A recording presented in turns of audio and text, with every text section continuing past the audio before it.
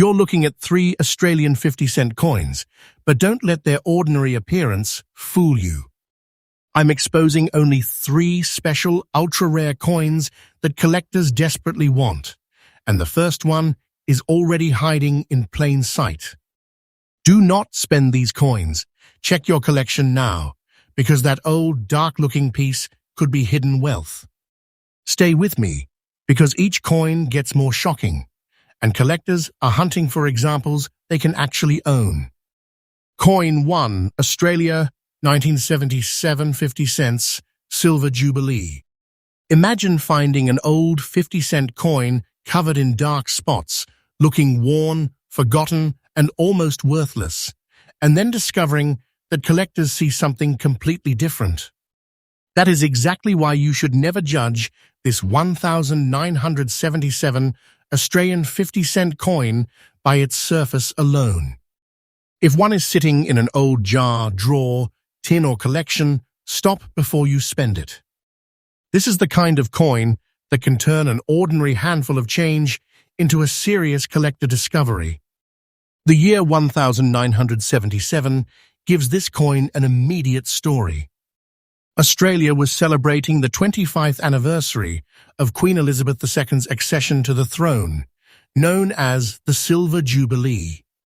The Royal Australian Mint produced a special circulating 50-cent design specifically for the occasion, and about 25 million was struck. That number might sound huge, but here is where things become interesting. Millions entering circulation decades ago does not mean millions remain today in attractive original condition. Time, handling, cleaning, damage, and simple neglect have changed the surviving population dramatically. And there is another reason collectors still pay attention to this particular date. The 1977 issue was supposed to carry its special Jubilee design, but extremely rare mule examples are known with the wrong reverse. PCGS reports fewer than 10 known examples of the 1977 50-cent mule, making those pieces dramatically different from the normal coin. So when you find a 1977 50-cent coin, don't just look at the date and throw it into a spending pile. Look at the entire coin. One small design detail can completely change the story. Now turn the coin over in your hand. The obverse carries Arnold Machine's second portrait of Queen Elizabeth II facing right, wearing the Girls of Great Britain and Ireland tiara. Around her are the inscriptions Elizabeth II and Australia 1977. The portrait isn't simply decoration, it is the historical fingerprint of the coin. The date connects the piece directly to the Jubilee celebration, while the portrait tells you exactly which era you're holding. Then comes the side collectors love to examine. The reverse features a central Australian wattle blossom surrounded by 25 overlapping crowns, representing the 25 years of Elizabeth II's reign. Around that design appears Silver Jubilee and 50 cents.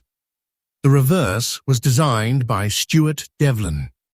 When the coin is clean and sharply struck, those crowns, lettering, and central design can look incredibly crisp.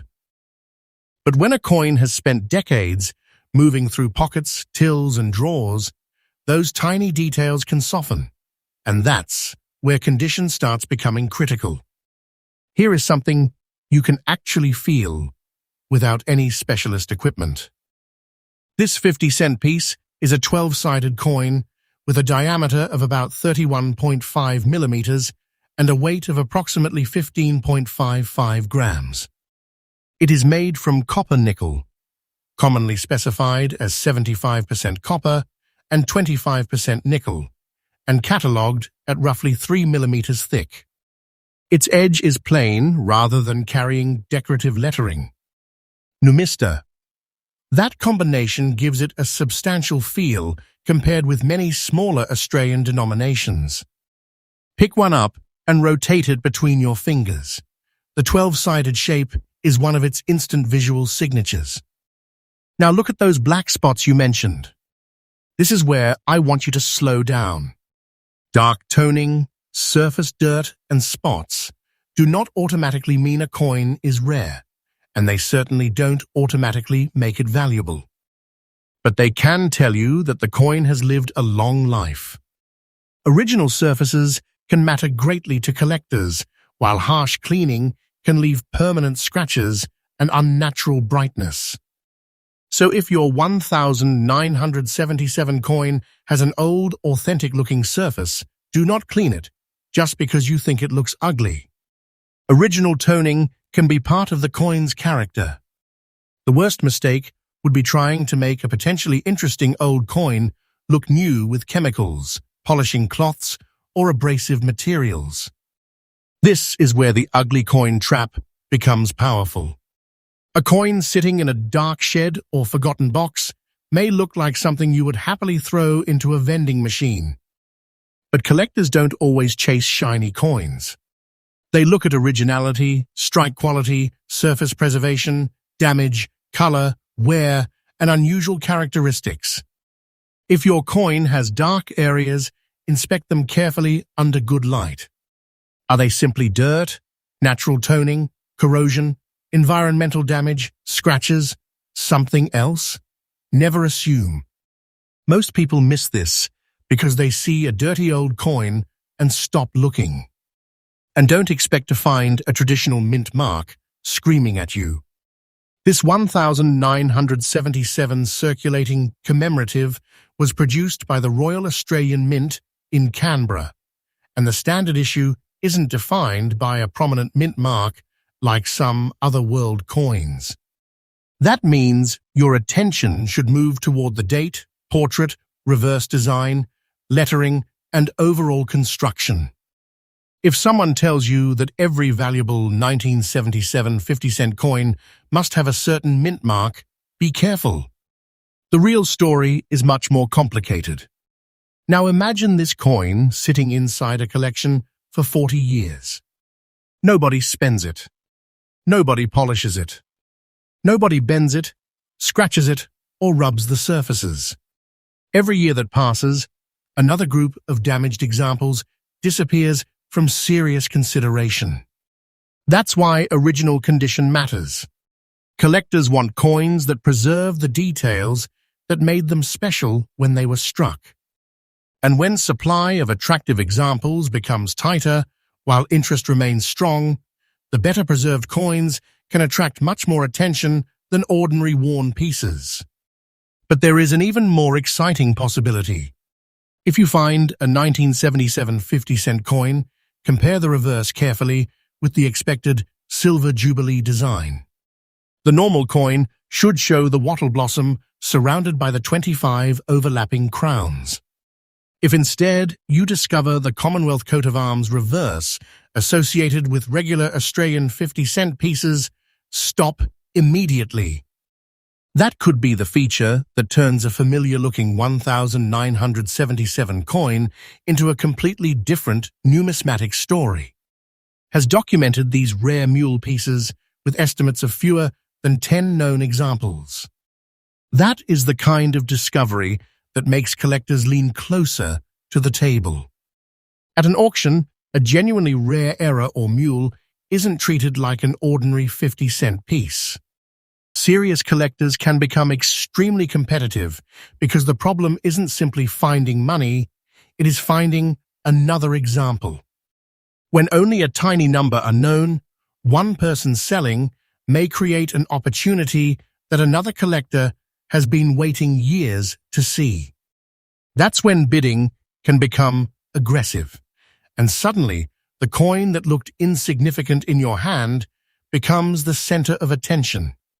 Now, about the $16,900 figure you supplied for this video. Present that as the claimed auction market figure for your content, not as a guaranteed value for every 1977 50-cent coin. The normal 1977 Jubilee coin had a mintage of around 25 million, so an ordinary circulated example should not automatically be presented as a $16,900 coin. The value can change dramatically depending on rarity, variety, error status, grade, and authenticity. That's actually what makes this story more believable. You're not looking for a magic date alone. You are looking for the specific characteristics collectors recognize. If your coin is genuinely in fine condition with black spotting, don't try to improve it yourself. Put it somewhere safe, handle it by the edges, and compare it with reliable references. If you believe you have an unusual variety, professional grading is critical. A reputable grading service can authenticate the coin, assess its condition, and protect it in a holder. That documentation can become extremely important when serious collectors are considering a major purchase. And remember this, do not spend this coin until you've checked it properly. Don't scrape the spots. Don't polish the portrait. Don't soak it in chemicals. Don't rub the reverse with a cloth. Those improvements can permanently damage the original surface and potentially destroy collector appeal. Patience is one of the most underrated tools in coin collecting. Sometimes the smartest move isn't selling quickly. It is stopping, examining, researching, and protecting what you have. So take your 1977 50-cent coin and inspect it like a collector, not like someone counting change. Start with the date. Check Queen Elizabeth II's portrait. Read every letter. Turn it over and study the 25 crowns surrounding the wattle blossom. Check the edge and the overall shape. Then compare the reverse carefully. If something doesn't match the normal Jubilee design, that's when you should become very interested. This detail changes everything. And there is one final twist that makes this coin even more fascinating. The ordinary-looking 1977 Jubilee issue is already a piece of Australian history, but the rare mule variety shows just how dramatically a tiny production mistake can transform an everyday denomination. PCGS describes the 1977 mule as an unintended pairing of dies and notes that fewer than 10 examples are known. Imagine that, millions of normal coins, yet only a handful of confirmed unusual pieces. That is exactly why collectors keep checking old Australian 50-cent coins. So if you're holding one right now, don't assume the black spots mean worthless. Don't assume the age means rare. And don't assume every 1977 50-cent piece is a fortune either. The real opportunity is in the details. A genuine rarity, an unusual reverse, exceptional preservation, or authenticated variety can completely change the conversation. That's where hidden wealth can exist, in something most people would simply spend without thinking twice. This is not fiction. This is why old Australian change deserves another look. That little 12-sided coin may have travelled through decades of Australian history before reaching your hands. Do not spend this coin until you've checked exactly what you're holding. Protect the original surface, avoid cleaning, and if the details look unusual, get professional advice before making any decision. And now, stay with me because this was only coin number 1. The next 50-cent coin takes this hunt somewhere even more dangerous to ignore. A coin that can look completely ordinary until one tiny feature gives collectors a reason to stop everything and look twice. What comes next is even bigger. Next up, coin number 2. There is something almost dangerous about an old 50-cent coin that looks too ordinary to care about. You could find this 1973 piece mixed among other Australian coins. Notice the black spots, see the wear, and immediately assume it belongs in the spending pile. Don't make that mistake yet. Before you let this coin leave your hands, turn it over, study the date, and inspect every detail.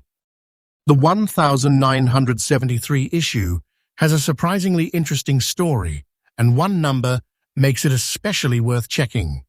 Only 4,009,000 circulation examples were struck at the Royal Australian Mint in Canberra. Think about what that means. 4 million sounds enormous when you're standing in front of a coin, but this isn't a modern coin that was produced yesterday. This piece has been travelling through decades of Australian life. It could have passed through shops, pockets, tills, purses and collections before eventually ending up forgotten somewhere. Every year of circulation creates opportunities for scratches, dents, stains, and surface damage. And that is exactly why a surviving example with an original, attractive surface can command more attention than a heavily damaged one. The coin may look tired, but the history underneath that surface is what makes collectors stop. The year 1973 itself sits in an important period of Australia's decimal currency era. The country had already moved away from the old pre-decimal system, and the Royal Australian Mint was producing the new generation of decimal coins in Canberra. The 50-cent denomination had become one of Australia's largest and heaviest circulating coins, and its 12-sided shape made it instantly recognizable. The 1973 issue was not a special Jubilee commemorative like some later 50-cent pieces. Instead, it carried the standard Australian coat of arms reverse, making its relatively low circulation mintage particularly interesting to people building complete date collections. Now look closely at the front. You should see the second portrait of Queen Elizabeth II facing right, wearing a tiara. Around the portrait are the words, Elizabeth the Australia, 1973. The portrait was designed by Arnold Machin, and it became one of the defining images of Australia's early decimal coinage. Don't just glance at the Queen's portrait. Run your eyes around the lettering, the date, and the rim. Collectors notice weak strikes, unusual marks, damage, and anything that appears inconsistent with a normal example. Then flip it over, and this is where the coin suddenly becomes unmistakably Australian. The reverse is based on the Commonwealth coat of arms.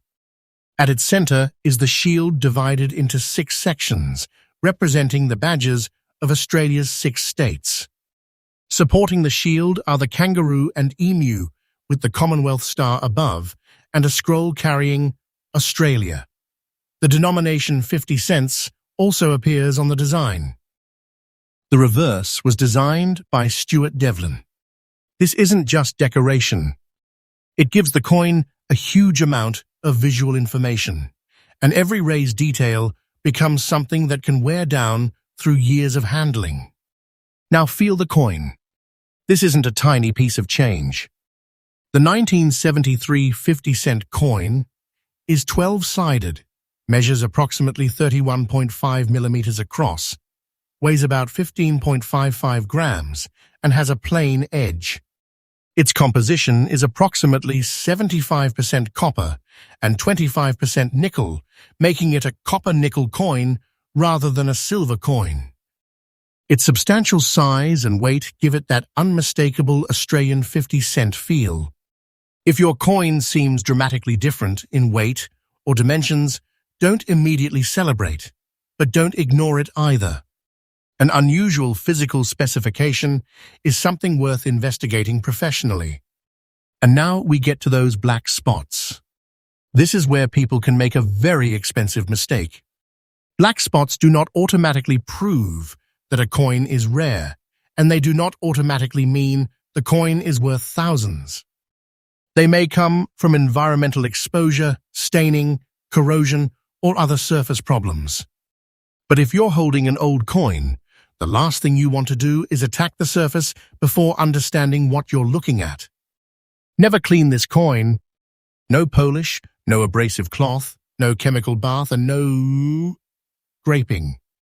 A cleaned coin can lose the original character collector's value, and damage caused by cleaning cannot simply be reversed. Imagine two 1973 50-cent coins sitting side by side. One has been aggressively polished until it looks unnaturally bright, with hairlines running across the fields. The other has an untouched, aged surface with natural-looking color and honest circulation wear. Even if the second coin isn't a spectacular rarity, it can be much more desirable to collectors who care about originality. That's why original toning matters. A dark surface isn't automatically beautiful, but an authentic original surface is something you should protect rather than destroy. There is another trap here, assuming that every old Australian 50-cent coin with a low mintage is automatically a fortune. That's simply not how the market works. The 1973 circulation mintage was 4,019, while around 10,090 proof examples were also produced. The existence of a relatively low mintage makes the date interesting, but condition, variety, errors, proof status, provenance, and actual buyer demand all matter. This is where serious collecting separates itself from internet hype. And the market evidence tells an important story. Recent auction data for certified 1973 50-cent coins shows ordinary, high-grade examples selling around tens of dollars rather than automatically reaching five-figure prices. For example, Coins and Australia reports recent certified auction results around the $60–80 range for several MS grades. So if you're using the $15,200 figure supplied for this video, treat that as a claimed target or headline figure, not a guaranteed price for every circulated 1973 coin. A genuine sale at that level would require exceptional circumstances such as a major recognized rarity, extraordinary grade, or other verified feature. And honestly, that makes the hunt more exciting. You're not simply searching for a date and declaring yourself rich. You're hunting for the tiny detail that separates an ordinary coin from something collectors might fight over. Look at the date. Check the portrait. Inspect the coat of arms. Examine the lettering. Look for unusual die characteristics, striking problems, or anything that doesn't match a normal 1973 example. Most people miss this because they look at the denomination first and the details second. The production story matters too. Every coin begins with dies striking prepared blanks under enormous mechanical pressure. Over a production run, dies can experience wear, and striking conditions can influence how sharply details appear. That doesn't mean every weak detail is a valuable error. In fact, ordinary wear and circulation damage are far more common. But genuine die varieties or major minting errors can become highly desirable when they are properly documented and authenticated. If something about your 1973 coin looks truly unusual, don't scratch it, test it with chemicals, or attempt to fix it. Instead, photograph it carefully, preserve the coin exactly as you found it, and seek specialist opinions. Professional grading is critical if you believe you've discovered something exceptional. Authentication matters because valuable varieties can attract imitations, altered coins, and exaggerated claims. A professional assessment can establish what the coin actually is and what condition it is in before you make a financial decision. Now imagine you're at an auction and someone places a truly unusual 1973 50-cent variety on the table. Suddenly the room changes. Collectors aren't thinking about 50 cents anymore. They're thinking about whether they may ever get another chance to buy that exact coin. That's when competition becomes emotional. One bidder raises the price. Another refuses to stop. A third collector knows they've been searching for the piece for years. That is the kind of auction pressure that creates serious money, but only when the rarity is real.